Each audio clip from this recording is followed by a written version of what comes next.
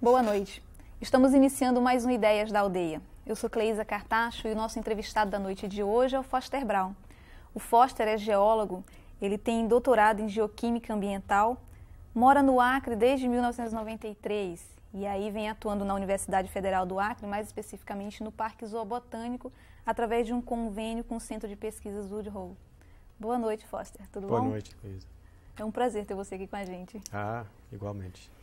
Foster, você tem todo um trabalho voltado para a questão do uso da terra, você tem um trabalho voltado para o estudo dos impactos ambientais na nossa região e conhece muito bem a realidade aqui da Amazônia, né? E tem uma conversa curiosa que liga a ciência e muitas vezes as pessoas acham engraçado um pouco que você afirma que o Acre é onde o vento faz a curva. Como é que você explica isso para a gente? Essa é uma experiência muito interessante, porque se você olha o globo, é redonda. E coisas que acontecem em um lugar afetam o outro. A água que cai aqui, maior parte do ano, quando está chovendo muito, vem, na verdade, do Oceano Atlântico. Então, ele vem, vamos dizer, em cima do Pará, cai água numa chuva, evapora de novo, entra no vento, puxando para essa região, cai de novo, assim, um ciclo de água acontecendo. E quando chega nessa região, começa a fazer a curva. Esse é o vento fazendo a curva e no lugar de indo para o oeste, começa a ir para o sul e para o sudeste. Então, exatamente Acre, essa região, também na parte do Peru e da Bolívia, onde o vento faz a curva. E essa água continua, o vento carregando dessa água, continua para o sul. Então, eventualmente, você chega em cima por exemplo, Cuiabá, Mato Grosso do Sul, São Paulo, Rio Grande do Sul, até chegar até Argentina. Então, quando se olha em cima, muitos dias, se você olha as nuvens indo para o sudeste, a gente está exportando água para o sul do país. Então, por quê? Porque essa água que vem do Atlântico fez a curva em cima da gente. Isso significa, então, que se a gente tem esse ciclo todo, a água do Atlântico chegando até o Acre, isso significa dizer que a gente pode exportar ou importar também problemas ambientais, impactos ambientais? Sim. Como é que isso funciona? Funciona assim. Quando eu falei que a chuva vem e cai em cima do Pará, por exemplo, a água que quando cai, entra no solo, ou vai diretamente para o rio, ou entra no solo e fica na profundeza do solo. Se você tem árvores, as árvores sugam essa água do solo e transpira via as folhas, mas na forma de vapor de água, que nós não conseguimos ver, mas existe. É por essa razão, quando você entra numa floresta, fica fresquinho. É porque o sol que bate nas folhas está evaporando a água que sai dessas folhas, resfriando. E esse vapor de água sobe na atmosfera, vira nuvens e fica transportado. Então, o problema é, se você corta a floresta, você tem outra vegetação no lugar da floresta. Essa vegetação, por exemplo, gramíneas, quando está chovendo, funciona do mesmo jeito. Mas quando começa a secar um pouquinho, as gramíneas, as gramas, o pasto, não penetram na profundidade que as raízes da floresta, então não conseguia circular a água. Então, a transformação de floresta para pasto afeta esse ciclo. E afetando o ciclo, tem menos água evaporando para continuar esse movimento para a nossa região. Então, a preocupação que se houver grandes desmatamentos em Pará, Mato Grosso, Amazonas, etc., que isso pode diminuir o fluxo de chuvas. A água vindo aqui e, consequentemente, as chuvas aqui. E como é que essa relação entre esses impactos e as atividades econômicas. Por exemplo, de que forma nós podemos trabalhar atividades econômicas na nossa região sem provocar impactos tão profundos, de uma maneira mais sustentável, e aí, consequentemente, sem afetar o ambiente de outras regiões vizinhas? Bem, estamos numa situação onde na ciência a gente chama de escalas. Escala local, escala de estado, regional, global. Tem mudanças no nível global que são preocupantes. Um é mudanças climáticas, que é o resultado do efeito estufa e tudo mais. De certa maneira, nós podemos diminuir nossa contribuição, mas insistir com os outros países de parar ou reduzir, pelo menos, emissões que estão fazendo, porque o prejuízo, quando nós olhamos nas próximas décadas, é muito grande e nossos filhos e netos vão pagar isso. Isso significa, quando nós reduzimos a nossa escala local, pensar como nós vamos usar a terra que não prejudica o ciclo de água. Por exemplo, usando mais produtos da floresta, que sem derrubar, seria a maneira de manter essa bomba que a floresta representa, que serve para reciclar a água. Que isso, mas o efeito é a Argentina que vai levar prejuízo, de certa maneira, se nós cortarmos esse ciclo. Mas um outro, onde nós estamos afetados diretamente, e esse é um trabalho que nós fizemos com as prefeituras de Alto Acre, é a falta de água.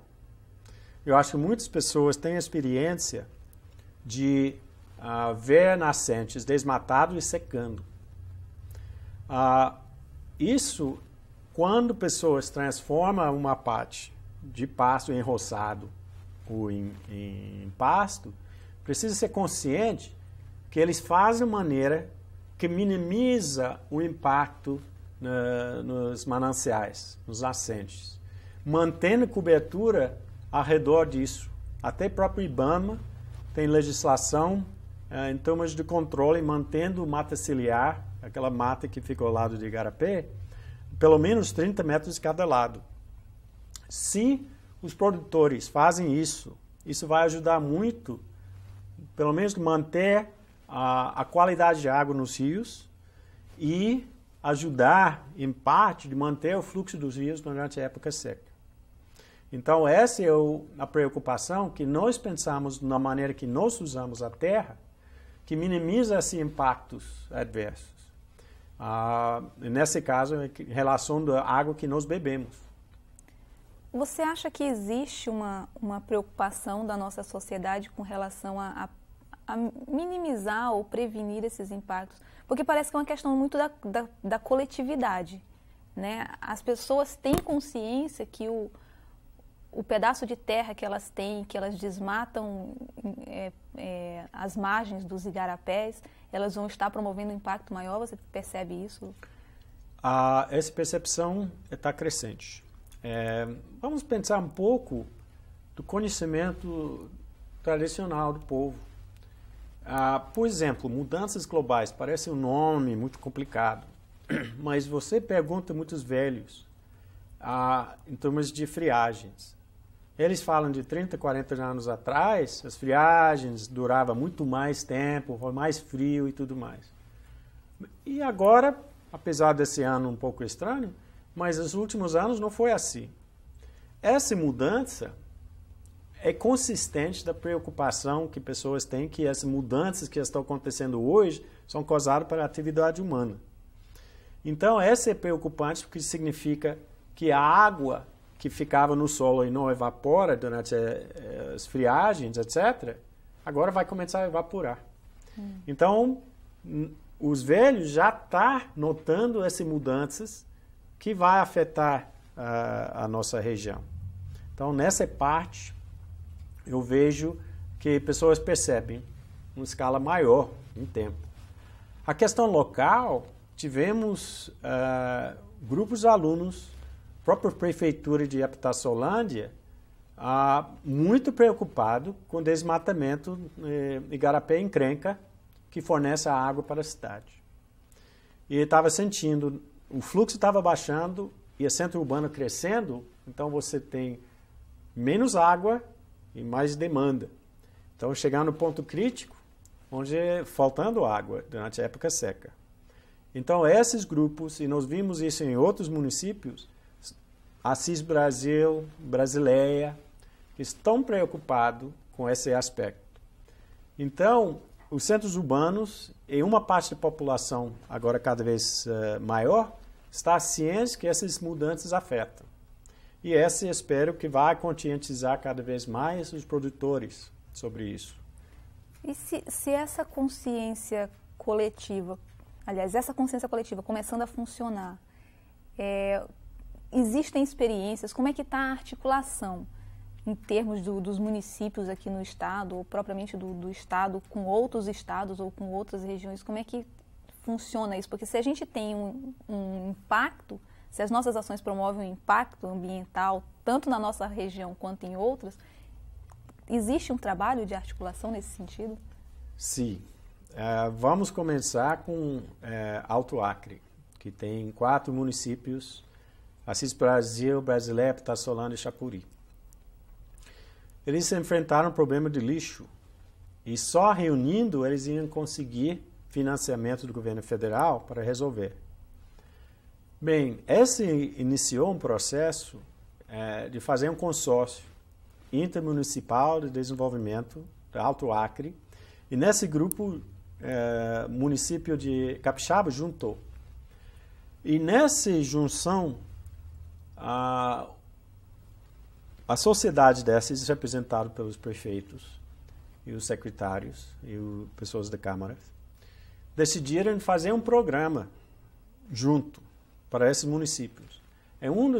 Vários desses itens, foi para proteção de mananciais. Então já está uma articulação de pensar nisso.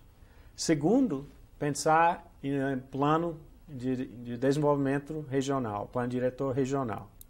O terceiro, expandir um conceito que veio de Rio 92, que foi uma conferência de mais de 170 países participaram, que saiu um documento que se chama Agenda 21, como caminho que municípios ou regiões, ou mesmo países, podem trilhar para chegar para um desenvolvimento mais sustentável.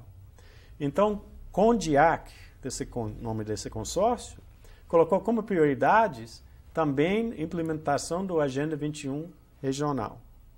Agora, quando você chega na fronteira, numa bacia, a água não importa, a água não tem nacionalidade quando cai. E até porque os rios são as divisas, né, entre nós e Bolívia e Peru, por exemplo. Então, pessoas sentiram a necessidade de envolver Bolívia e Peru nessa discussão. E, aliás, houve um boliviano que estava muito preocupado em Cobija sobre a qualidade de água, problema de poluição, etc. E estava com um plano de manejo da bacia do Alto Rio Acre. Então, começou um processo de aproximação de pessoas nos municípios de fronteira e, hoje em dia, eles estão na fase de constituir um comitê trinacional, porque envolve o Rio Acre, envolve parte do Peru, Bolívia, além do Brasil, fazer um comitê trinacional para gerenciar essa bacia, para que daqui 10, 20, 30, 40 anos mantenha a qualidade e a quantidade de água nesse rio. E, obviamente, para pessoas que vivem em Rio Branco, Chapuri, etc., estão muito preocupados com isso, porque esses, os nascentes, os montantes, o que acontece na montante, desce na direção do Rio Branco, onde o Rio Acre fornece água para a população. Essas atividades, na verdade, começam a se envolver com outra iniciativa que chama Iniciativa MAP, que é Madre de Deus, Acre e Pando. Madre de Deus é o departamento que faz fronteira com Acre. A Pando é o departamento boliviano que faz fronteira com Acre. Madre de Deus em Peru. Peru, desculpa. Uhum. Nós vamos para um rápido intervalo e voltamos já já conversando um pouco mais sobre o MAP que a gente está falando aqui.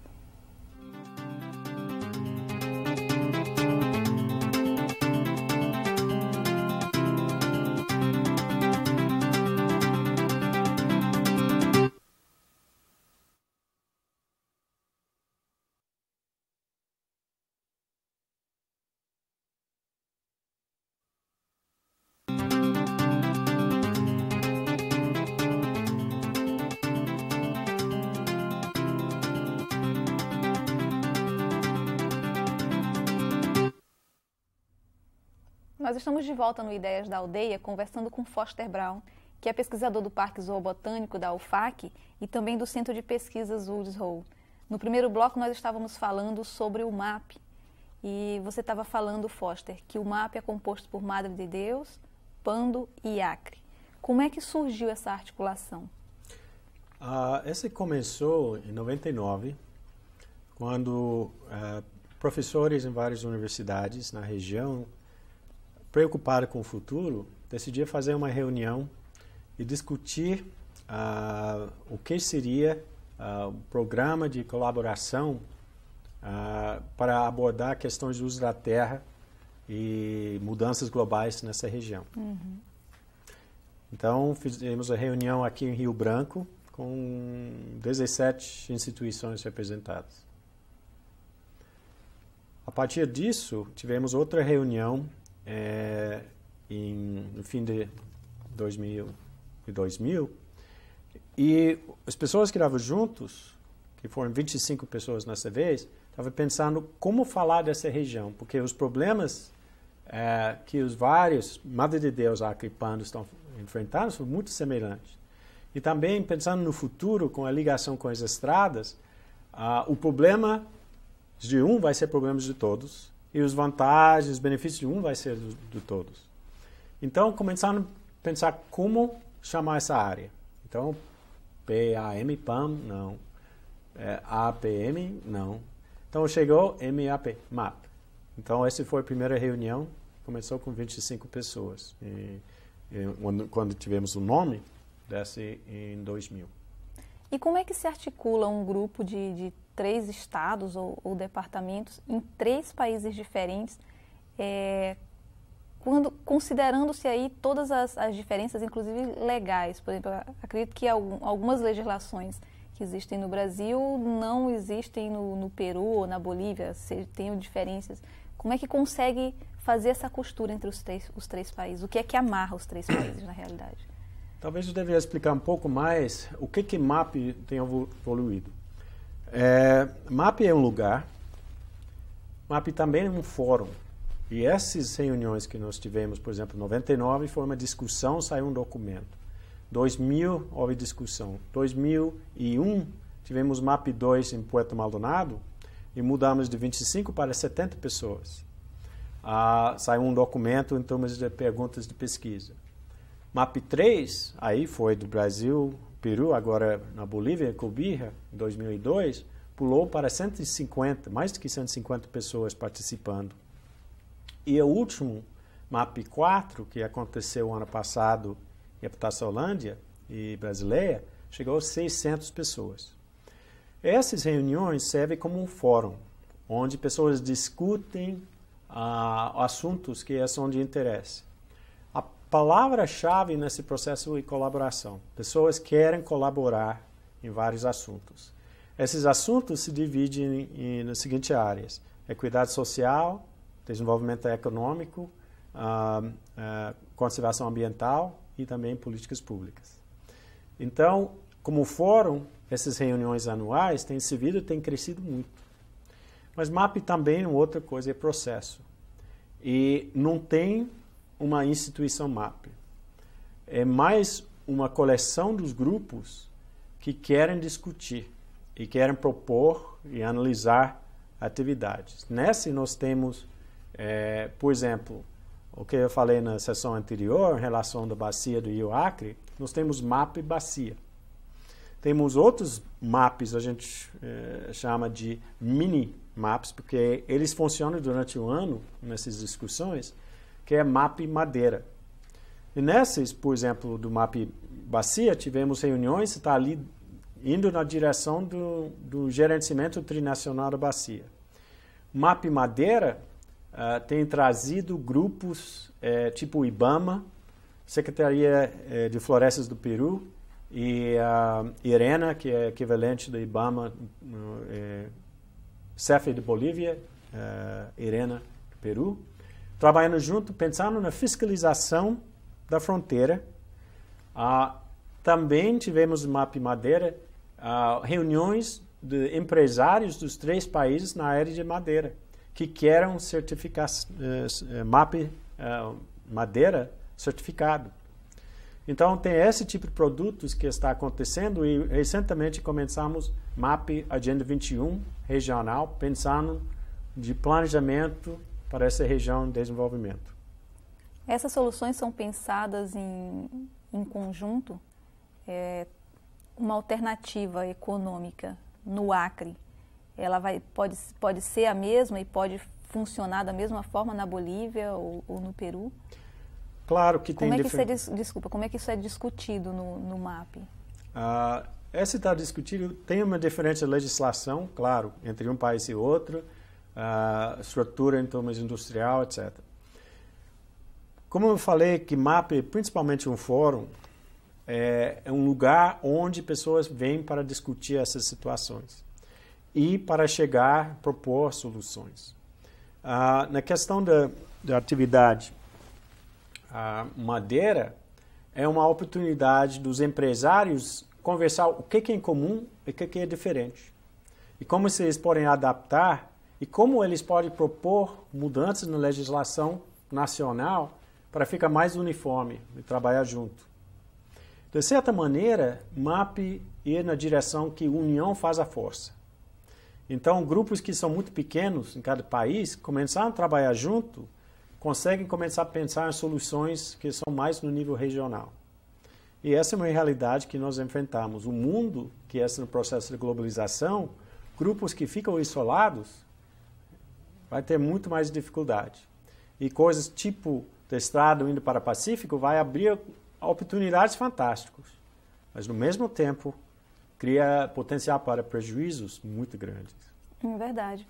E de que forma justamente esses prejuízos ou essas oportunidades elas são discutidas nos minimaps? Por exemplo, de que forma a abertura da estrada para o Pacífico ela vai ser discutida no grupo de desenvolvimento econômico? Ela é transversal nos grupos ou existe um momento específico de discussão sobre a estrada para o Pacífico, sobre os desmatamentos? O MAP funciona via os interesses de pessoas que querem fazer alguma coisa acontecer. Então, o assunto não vem de cima, vem de baixo. Então, se tem pessoas interessadas em discutir isso e conseguir puxar pessoas dos outros países, você avança. Na questão da estrada, tivemos uma experiência recente com o Elcio Mendoza, do nosso grupo, lá no Parque Zoobotânico, que fez visitas e conversas com municípios, representantes, lideranças, basicamente desde Senador Guiomar até Assis Brasil, onde foi discutido quais foram os problemas que eles enfrentaram e quais soluções que eles estão pensando. E no processo, eles fizeram um mapeamento do seu próprio município. E nós estamos na fase agora de retornar esse material para esses municípios, na forma de mapas e discussão. Ela continuou com colaboração com o Senasa, que é uma instituição governamental no Peru, fez a mesma coisa com municípios no lado peruano, desde Inhapari, passando pelo Puerto Maldonado, até Massuco, que é a base dos Andes. E olhando quais foram os problemas, quais foram as possíveis soluções. Então, ela vai fazer a mesma coisa com eles nesse sentido. Então, esse seria um mecanismo de pesquisa associado com essa questão da estrada, detectando os problemas, vendo as possíveis soluções e dando retorno para a sociedade. E essa, na questão da colaboração, tivemos colaboração com todos os municípios, as prefeituras nessa parte, tanto do lado brasileiro quanto do lado peruano. E tivemos apoio de várias agências, sindicatos, etc., nesse processo. Você falou que na última reunião do MAP, vocês tiveram aproximadamente 600 pessoas. Sim. E falou também desse trabalho com as pessoas nos municípios, os produtores, as famílias nos municípios. Como é que é a participação popular nas reuniões, nas grandes reuniões do MAP? Por exemplo, uma pessoa da sociedade, qualquer pessoa da sociedade pode participar, ou é mais voltada para instituições? Não, é para qualquer pessoa participar. Nosso desafio é aumentar essa participação. Mas isso, como eu falei, depende dos grupos que estão envolvidos. Nós temos MAP Educação e tem propostas de trabalhar conceitos de cidadania, direitos humanos, manejo de recursos naturais nas escolas rurais nos 3 países. Por enquanto, isso é só uma proposta. A gente espera que nos próximos passos que isso vai começar a acontecer e começar a ter um intercâmbio entre os países, entre os grupos que têm problemas semelhantes, mas pode propor soluções que podem servir para outro país também. E o que já tem de resultado desse trabalho todo de vocês? São 5 anos, quase 4 anos de MAP, né? O que já tem de concreto? Assim, vocês têm, acredito, vários resultados. Isso tudo são pesquisas que são feitas, levantamentos, diagnósticos. Sim. Mas na prática, o que já gerou isso para... Bom, a gente apoiou com informação na criação da CONDIAC. Então, foi já é um resultado. Sim. Essa discussão, a discussão de pessoas na fronteira. Eu diria MAP é mais um processo do que qualquer outra coisa. E como a estrada avança, cada vez mais vai ser esse intercâmbio. Então, juntando brasileiros, peruanos, bolivianos para discutir é um grande avanço. Se conseguimos, via esse processo, no futuro, de expandir esse intercâmbio, MAP, só isso vai ser um sucesso. Mas já vimos nesses casos, por exemplo, a colaboração entre IBAMA, CIF, Superintendência em Bolívia, e ERENA no Peru, é um passo extremamente importante avançar. Então, esse, vamos dizer, um passo concreto. Tendo os 3 países no nível de municípios conversando como planejar, como desenvolver um plano regional de desenvolvimento, agenda, isso é uma fase concreta de avanço. Então, MAP é nada mais do que um processo, é um fórum que permite pessoas se juntarem. Então, eu vejo essas coisas. Agora estamos cada vez mais trabalhando na questão da colaboração entre as universidades. Então, o MAP serve como um meio para isso acontecer. Aqui no Acre, qual seria a instituição de referência, ou pelo menos que organiza as reuniões, a participação das outras instituições? No momento, é o Parque Zoobotânico, mas com o tempo isso vai expandindo. No último MAP Universidade Pesquisa, o próprio Embrapa teve uma lista de 23 projetos que estão interessados em ter a colaboração do lado peruano-boliviano. Então, eu vejo que a expansão das instituições é uma coisa inevitável, espero que aconteça cada vez com mais rapidez. Sem dúvida, vai ter muito sucesso para a região, né? E qual é a programação? Para quando está prevista a próxima reunião? Onde é que vai acontecer? Grande reunião anual, MAP 5, vai acontecer em Puerto Maldonado, 16 a 19 de setembro. E antes disso, nós temos reuniões de planejamento, que vai ser 1º de julho, em Assis. E tivemos um pedido dos prefeitos no Peru para ajudar eles na capacitação da questão da Agenda 21. Então, nós vamos ter pessoas trabalhando com eles dia 30 de junho. E os coordenadores da mesa, cada mesa, que eu estava falando, equidade social, conservação ambiental, equidade social e desenvolvimento econômico, vai ter reunião de 30 de junho em Assis. Assis é um lugar onde pessoas podem vir de todos os 3 países com mais ou menos maior facilidade. Central. Então, essas são as fases. Nós estamos vendo reuniões dos vários minimaps, vou continuar durante julho e agosto, em preparação para essa reunião em setembro. Foster, nós agradecemos muito a tua participação aqui e desejamos muito sucesso para o trabalho do MAP, que continue aí por vários anos, trazendo muitos resultados para a nossa região. Obrigado. Bem, nós ficamos por aqui com mais um Ideias da Aldeia. Lembrando que nós estamos chegando às 22 cidades do nosso estado. Uma boa noite e até o próximo programa.